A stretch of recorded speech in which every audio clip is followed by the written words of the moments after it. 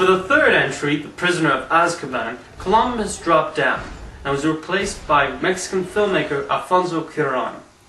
With the possible danger of a feigned murderer going after Harry, it was only natural for Cuarón to give the film a horror film vibe, mainly in the form of the very scary Dementors, flying bedsheets that suck out all the happiness from your soul.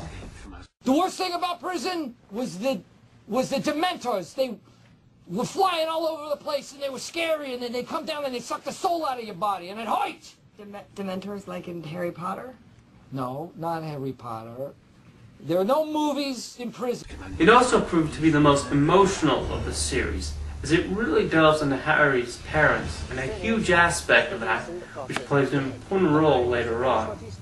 Cuarón also decided to give Harry and his friends more modern clothes to wear at Hogwarts, though I'm not sure them sporting the latest Gap clothes helps the film, because frankly that dates it quite a bit, as it makes them too stuck in this decade.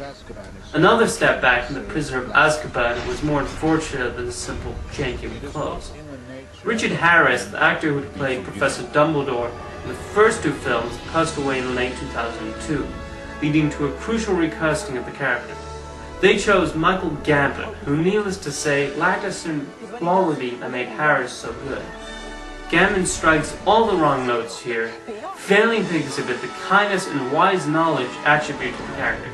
Dumbledore simply comes off as brutish, and it just feels wrong. Despite that minor setback, The Prisoner of Azkaban still proved to be a great entry in the series. Cuarón really let his creativity fly with this entry. And as usual, the special effects and John Williams' score were top-notch. Unfortunately, that would be the last great installment. For The Goblet of Fire, the producers hired an actual Brit to direct, Mike Newell, most well known as the director of Four Weddings and a Funeral. While the fourth entry in the franchise is a solid film, it lacks a certain magic that made the first three so special. While visually impressive, the characters never really developed, and the fate of a certain character doesn't really strike the emotional response it should, though as was a similar case in the book too. Oh well, it goes on franchise anyway.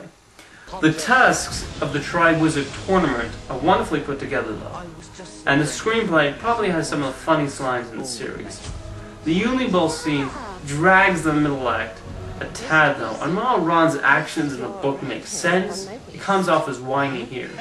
That doesn't stop the entertainment value though, as this nonetheless proves to be a winning entry in the series despite its flaws.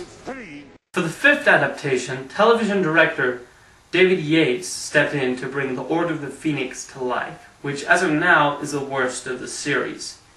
What's the first major problem? The book is the largest of the series, yet the film is the shortest. With such an epic length, we would think that Yates and new screenwriter Michael Goldenberg would make the film 3 hours long, but instead they try to cram it all into a very short running time. Yates also seems to favor style over substance.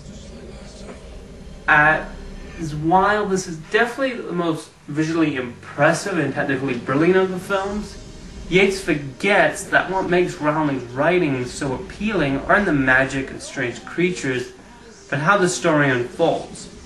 The strongest part of The Order of the Phoenix, besides the technicals, is Imelda Staunton's portrayal of the main villain, Dolores Umbridge. Hiding under that sugary sweet exterior is a horrible woman whose loyalty to a government in denial makes one scary and unpleasant character. The battle scene in the Ministry of Magic in the third act is also a sight of the whole, and Helena Bonham Carter's brief cameo appearance as Sirius Black's estranged cousin lingers in the memory. Overall, The Order of the Phoenix is certainly a well-made film, but as an adaptation, it only doesn't work as well as the other films. Unfortunately, while Steve Kloves is thankfully back to write the rest of the films, David Yates is in charge of the final two chapters. The Half-Blood Prince, set for release in July 2009, is probably the most emotionally draining of the books, so hopefully Yates won't treat it like Cliff Notes. Though with Kloves back as screenwriter, I have faith that will be adapted well. The importance of Professor Snape in this also means that he'll have a larger part, because he was downsized considerably in Goblet and Order. So, like the others, I plan on seeing this on opening weekend and with bated breath. Finally, Yates and Warner Brothers have made the intelligent decision of separating the final film, The Deathly Hallows, into 2 flicks. After finishing the book, I felt the only way they could properly adapt it would be either to make it over 3 hours long, or make 2 separate releases. Not only is it smart financially for Warner Brothers, it should make for an epic 2 parts. I'm especially looking forward how they do the final battle scene at Hogwarts. Overall, Harry Potter has been a solid film franchise so far, and while it obviously won't reach the levels of greatness set by the books, it's still a fun series of flicks. See you next time. Duh! Not again! Where's my spellbook?